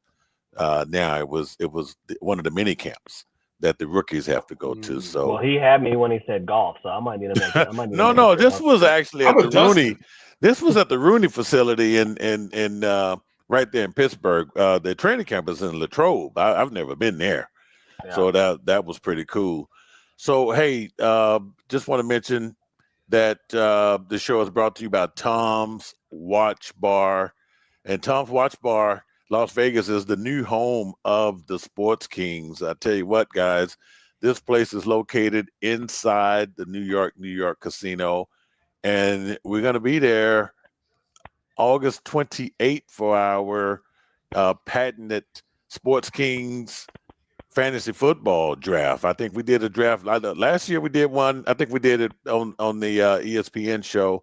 I think the year before that we did it in Vegas, right? You guys remember that? Yep. Yeah. Yeah, we did it at Virgin Hotel. Man, so you can't put pictures up of Vegas, Gene, and it's we're ready to be right there right now. I mean, right. Hey, man. So that's going to be fun. Looking forward to that. That's going to be great stuff. So look, let's jump into the NFC, the AFC South. I know we already started. Jacob. Yep. Go ahead and let you. I want to get your thoughts on. We'll start with the Texans. I know we started with that with Brian, but I know there was some injuries that you had talked to me about prior to going on the air today. So what's going on with the Texans? So I got a bunch of fake news, Gene. Before the show, I told you that CJ had tore his ACL. Then immediately following, I kid you, it's immediately following. You walked off camera. They released a report that said that he absolutely did not tear his ACL. He is listed as day-to-day, which is awesome, right? They are seeking a second option just to make sure that he's going to be okay and kind of when he could be coaxed back into returning. But we could see CJ back week 1 of the regular season. He did not tear his ACL as of right now. So that's going to be huge, right? We were talking prior to the show, safety was going to be a question mark for Houston. We have Petrie back, right? He's in the nickel. And you have Kalen Bullock, who came on really strong as a rookie. But beyond them and CJ Gardner-Johnson, it's a bit of a question mark. So if he's back, the safeties are good. We do still have Jimmy Ward. I have no idea where he stands legally after the arrest a couple of months ago, but they're strong. And then beyond that, the injuries, they aren't that bad. Tank Dell's terrible. It really sucks that we're going to miss him this entire season, but we replaced him with somebody that's going to play the position arguably better if given the opportunity in Noel coming out of college this past draft. And it's going to be an interesting year for Houston. They have a lot of talent. If Joe Mixon comes back, if his foot, his mystery foot injury is magically healed, if Nicholas Chubbard comes back and, rolls back the test of time and comes out like he has for Cleveland and Georgia in the past, Houston has a squad. I think nobody talks about Christian Kirk, and everybody that does talk about him talks about him in a negative light. I think Christian Kirk's going to have a bigger season than people are expecting, like 800 plus receiving yards and a lick under double-digit touchdowns. I think he's going to be a lot better. He's coming off of a broken collarbone. It's not a soft injury or a soft tissue injury. That's not a lower body injury. He's a burner. I think Christian Kirk's actually going to be a very, very strong asset for Houston at that wide receiver 2 position, or even in the slot if they move him there. And Houston's outlook is good, especially in a division that's more or less weak. And I say that lightly because it is one of the weakest divisions in professional football. I'm looking at y'all's schedules, man. Week 1 and 2. When you open up at SoFi in Los Angeles now, that could be a win considering one of the worst kept secrets here. I don't know if it's the worst kept secret, but look, something's going on with Matthew Stafford. This guy hasn't taken that's weird. Snaps or anything with nobody. So I don't know. I think the Rams are keeping quiet about that. But you're talking about a playoff team. So the Texans opened up against a playoff team, Jacob. And then week 2, they have another playoff team. They're at home on a Monday night to the Buccaneers. So, man, it's you guys can be tested right out the gate. Don't sleep on the Rams, right? Even if Stafford is hurt, Garoppolo's beaten us before, right? Jimmy G is good at football sometimes, and it's usually against Houston. So don't sleep on the Rams. They have enough firepower to give the Texans a run for their money. But despite opening the season with a tough schedule, Houston has a tough schedule this year. But it's favorable towards the back end, and they're that chunk in the middle. Houston has a chance to win somewhere between 10, 12 games pretty easily, quote unquote. And it's going to be Buffalo. You got the Ravens. They got Baltimore in week 5. So 3 of your first 5 games to get out of that AFC, man. It's going to be interesting. I agree with Jacob though. I think Houston's the favorite. I was high on Higgins and Noel in the draft as well. So I think they are going to be some playmakers for CJ Stroud. Obviously you need Joe Mixon healthy and to get that running back depth. I don't know as much, so I'm gonna leave you to the expert, Jacob. I still worry about that offensive line just a little bit. I think that's kind of what made CJ Stroud have that. I won't say a down year. It was a good year, but after what we saw the first year, it was a down year. Yep. And so I know he'll be eager to get that bounce back in year 3. But you got to take advantage of these years while you can. I'm not saying that you're going to win. You're trying to win a Super Bowl. But with Cam Ward being drafted, you don't know what's going to happen with Jacksonville. The division eventually is going to start getting better. So you got to take advantage of these opportunities while you can to win this weak division and then hopefully make a run in the playoffs. So I got them as the favorite. I'll be curious, like I said, to see how CJ bounces back and if that offensive line can stay healthy and keep him upright, because he did get beat up a good bit last year. He did, yes. We did. Deontay, right, let me cut you off, Gene. Our second round you're good. Offensive lineman. He has already solidified himself as a starter coming into, like, once we hit regular season, he will be a starter. He will single-handedly make our offensive line better. Cam Robinson replaces Laramie Tunsil at the left side. Deontay Irsay is going to make a big difference. Jacob, you able to scroll up so we can pull up the standings last year to see exactly where they finished? Sure enough. Where I know the Texans.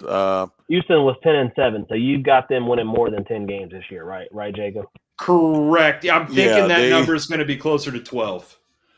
So so the Texans finished first. Indianapolis, believe it or not, man, with the crazy up and down year that they had, finishing 8-9. Jacksonville, a horrible 4-13. Oh my God, and Tennessee, 3-14, which probably won't be much of a difference this year with Tennessee, especially starting with a rookie quarterback. But I want to talk about Indianapolis and this team, because this team, in my opinion, guys, I think, look, they lost their owner, Mr. Irsay.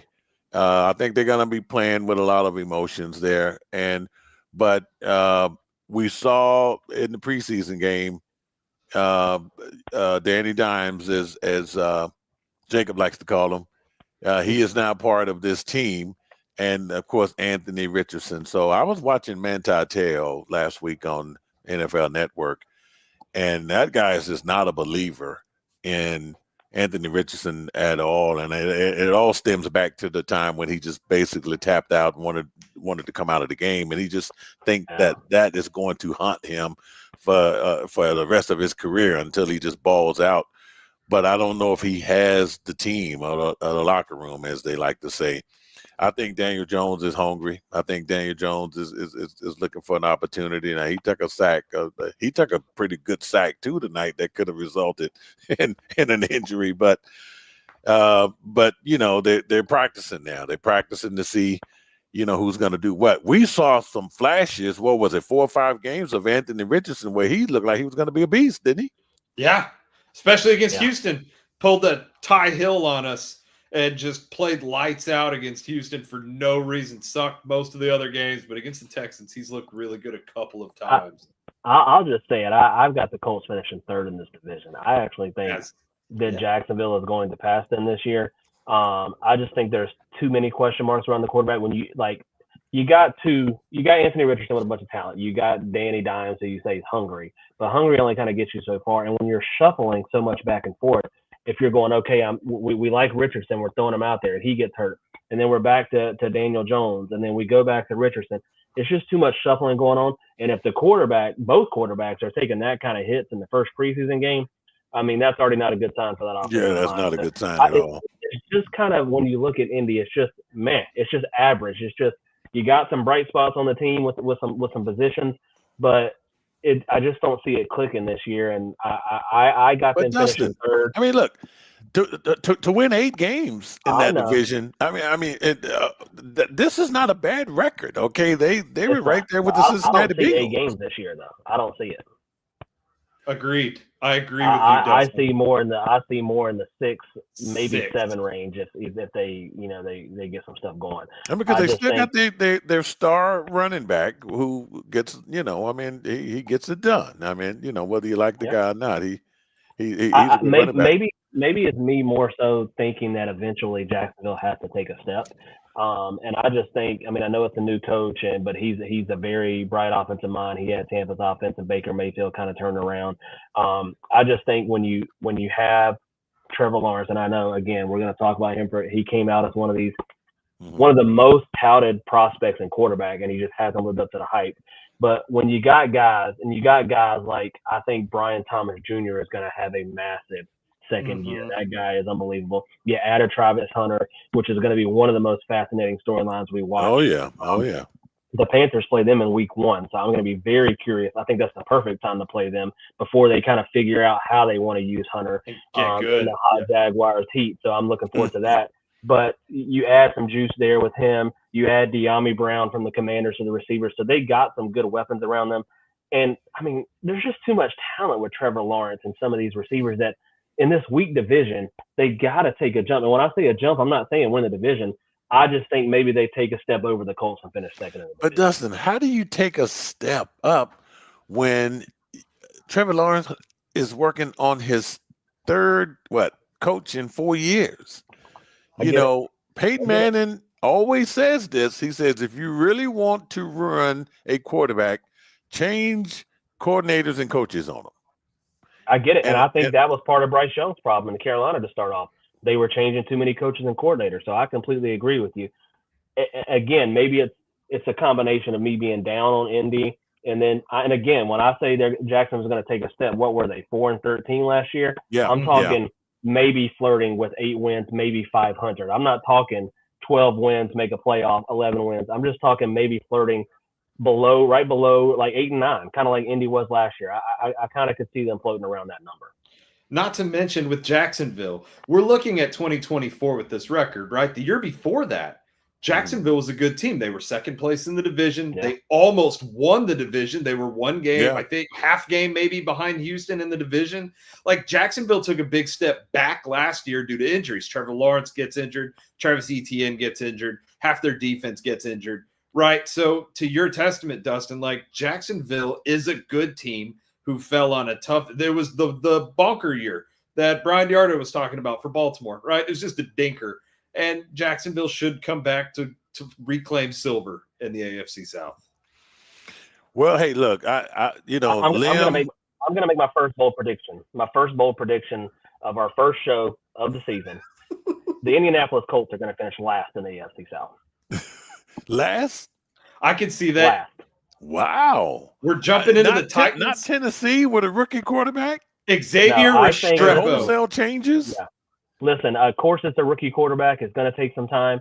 But we've seen what rookie quarterbacks can come in and do to rejuvenate an organization. Oh, yeah. I'm not saying he's going to come in and have a C.J. Stroud type year or a Jaden Daniels type year. Yeah.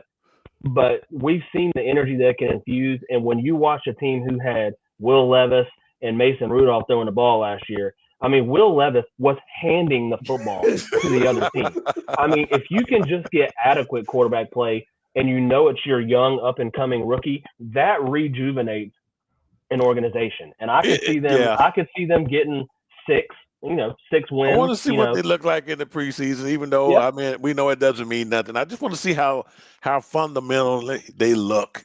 Just what. But I don't know about them finishing above Indianapolis, though. I don't know. I mean, look, for them to go 8 and 9, I don't know how they take the step backwards. I'm more concerned about the Jacksonville Jaguars because I what Liam Cohen did with the Buccaneers. I mean, Buccaneers won the division for the last 4 straight times, and what he was able to do with Baker Mayfield. He might be the answer to Trevor Lawrence, but Trevor Lawrence signed a big ass contract. Okay. And this is one of those years, man, that they're going to be asking for some money back or something because he's got to stay healthy too. Yeah. I mean, he's got to stay healthy. So look, you're right. Travis Hunter helps them tremendously. Yeah. Now, the good thing about Travis Hunter, guys, is that he can do 2 things. The bad thing about him, if he gets hurt, you done lost 2 players, right? So. Well, let me ask you too that since we're talking about the Jaguars to close out the division here, can this work full time for him to play both ways? Both ways. I just want to. The NFL is just such a different animal, and guys are obviously going to be going at you, blah blah blah. But it's just like he's great at both. I don't know which side I would keep him on more, to be honest with you. But I'm curious to see how they're going to divvy up that. You got to do it like a basketball player. You're wear them out. It's a matchup thing. It week to week, it's probably a matchup situation with him. If it looks like he can go out and catch, passes against this type of a defense, you're going to see that. Or if he could go out and make a play on defense against a weak offense, I just think that's how they should use him. I mean, if you think if you're expecting to see this guy go two-way for 17 weeks, no, that's not happening. I think he stays on the depth chart similarly to where they actually have him right now, where he's QB or quarterback 4, right? So he's second string. You'll see him in nickel packages. You'll see him in sub defensive packages, and he's going to play the season barring some sort of catastrophic injury as their wide receiver 2, potentially a slot, but wide receiver 2. And I think they're going to keep it like that. I think on defense, they're going to limit him to, I mean, like Hail Mary plays, right? He'll go in a cornerback every time, guarantee it. But you'll see him in a lot nickel and sub packages just as an extra pair of hands because he catches the ball so well. He's a difference maker. He can pick the ball off easier than anybody else on defense in the league. Well, he's going to have opportunities because they're going to double team Brian Thomas Jr. Well, right? you just took the words right out of my mouth. Yeah. He's going to have great opportunities at the receiver. He's going to have a whole lot of opportunities with Brian Thomas on the other side. So right. I just think as long as Liam Cohen doesn't go out there and say Duval anymore, because we don't need to hear that because the guy got it wrong. So let's not hear any of that. But if I just think his offensive mind, and I know they're changing coordinators and coaches, I think we'll get Trevor on track. Maybe he won't have a spectacular season, but at least get back to being that above average quarterback. And again, I'll close it out. I have the Texans winning, Jaguars second, Titans third, Colts. Oh man, go ahead, Jacob. I got to think about this one. I love that. Up Texans, Jags. I think I am still going to take the Colts. I believe in Danny Dimes, kind of like how I believe in Justin Fields. I believe in Danny Dimes until he dies. So I am going to take him. I do think that the Titans finish second in the division next year. I like that the Titans picked up Xavier Restrepo as an undrafted free agent, Cam Wart's favorite target in college at Miami. I think he's going to be a difference maker. I think the Titans did a lot they had arguably the best offseason out of any team. So I think it could be Lockett too. Yep. I think the Titans could be that team. I think they could surprise everybody and get second in the division. I'm going to say Colts and then Titans in the cellar as a safe pick. But I like what you said, Dustin. I think that the Titans genuinely could be the third best team in the division, knocking Indianapolis all the way to the bottom. Okay. All right. You know what? I need to get to some of these comments that we talked about, right? Because we actually got some comments here. Bobby Hitman, MeanGene. Yes, sir. Look, I must have said something that made some Somebody sense, right? actually agreed with one of yeah.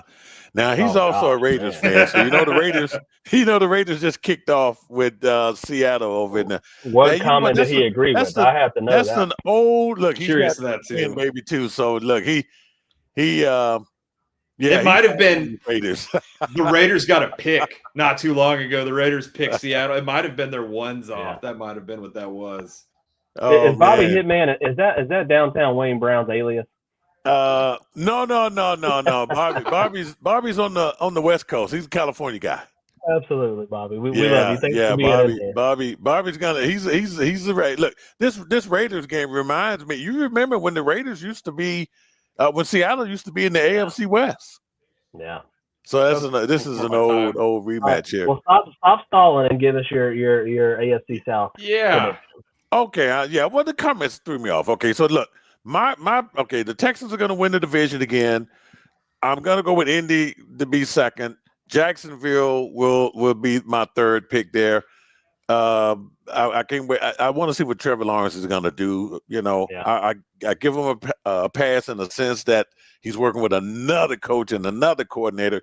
See, because Liam Cohen is a head coach now, so he had to bring in his own coordinators. So when you fire a coach, everybody's gone. So whoever Trevor Lawrence was working with on that coaching staff, they're all gone now. So it's just a major setback for me. But I got them finishing third, and then I got Tennessee. Tennessee is horrible. Tennessee is just a bad team. So let me close it out with this to Gene and Jacob, both in Houston. There, obviously, the division is what is expected because it's a weak division. So to me, that's not even a successful season for Houston. What is a successful season? Is it winning a playoff game, winning two? What's a successful season for the Houston Texans? Winning the AFC Championship. Wow. So At this going point, it to the has to Super be. Bowl. Yeah. In year 3, I would say it has to be. I think the deep run and look. I But tell you you, have they to can look get at who they're going against, though. The Chiefs, the Ravens, the Bills. Correct. So I say if you get to that AFC Championship game, that's pretty successful because you could be going up against one of the powerhouses. Well, at this point, right, like you've talked about windows, and granted, ours isn't anywhere near closed, but we have what is probably the best opportunity that we're going to get this season. We have a favorable schedule. We have a good roster. Defense should be top 3 in the league, no problem. And as long as the offensive line can hold up, our offense should be as good as it's ever been, right? In the history of the Houston Texans, since Andre Johnson and Arian Foster were on the team, our offense has the opportunity to be the best it has ever been. So we win the AFC Championship and progress to a Super Bowl. Whether we win it or not it honestly doesn't matter. But progressing to one would be a winning season for us. And you got the personnel on both sides of the ball to do it. That's it's just one of those teams that's good on both sides of the ball that gives them the edge there. And Dustin, you know how these things work out in the playoffs. They may not ever have to see a Baltimore or KC. It just depends. Gene.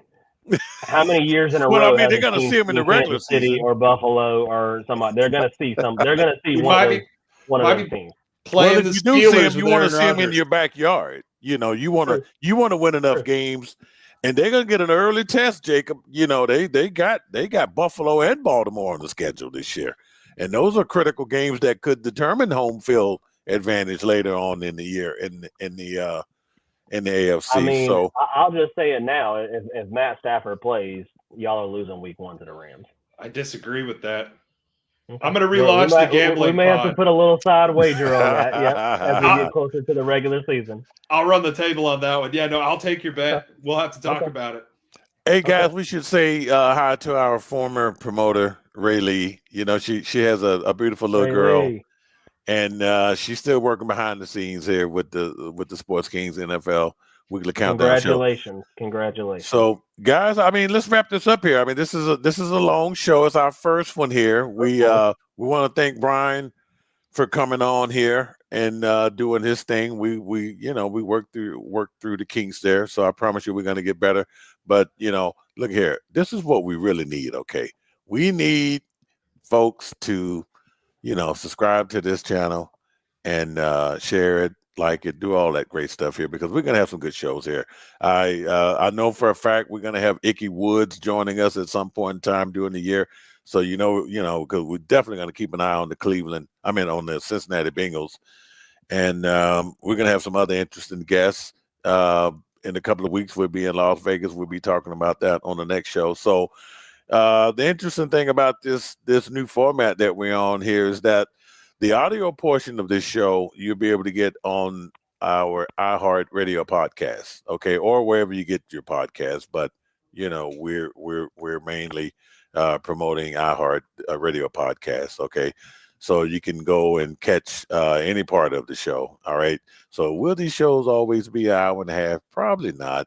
Once the season starts. We will, we're going to be, nitty gritty stuff. It's the countdown show. So we're going to be making our predictions. So, it's a fast moving show. We'll probably be back down to an hour, but over the next couple of weeks while we do these division predictions and stuff, we got some information to get out there. So Dustin, hey, thanks, man. Looking good, Dustin. Hey, listen, I feel like you said, I feel like the rejuvenation of this show here. I love this format. I love being able to see you guys. I love the comments, having the guests on where you can see them talk face to face. It's like we got our number 1 draft pick in, and the show's been rejuvenated and we're ready to go. So this is only week 1. Obviously, we talked a little long tonight, but I'm pumped for this season and think we have a lot of good content coming your way. Jacob? I'm just happy to be back. I'm glad you gonna sell some of them jerseys? Hell no.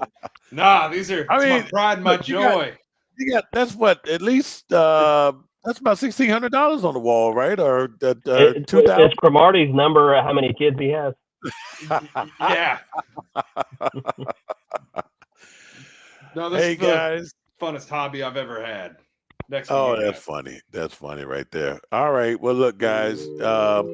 we're going to get on out of here. And we'll see you back here next week. Look, go to our YouTube channel for the next showtime. It'll be next Thursday. I think I'm going to be in Little Rock, Arkansas doing the show, guys. So you won't see my Pittsburgh Steelers stuff. I know some of y'all will really like that. Yeah. Right? So it's all good. But anyway, we'll be back next week. So just check the YouTube listing there to see when the Sports Kings NFL Weekly Countdown Show will be there. Guys, look, I'm going to get into some NFL on this TV, WNBA on this TV. Got two WNBA games kicking off right now. So I'll see you guys. All right, Sports Kings, we out of here.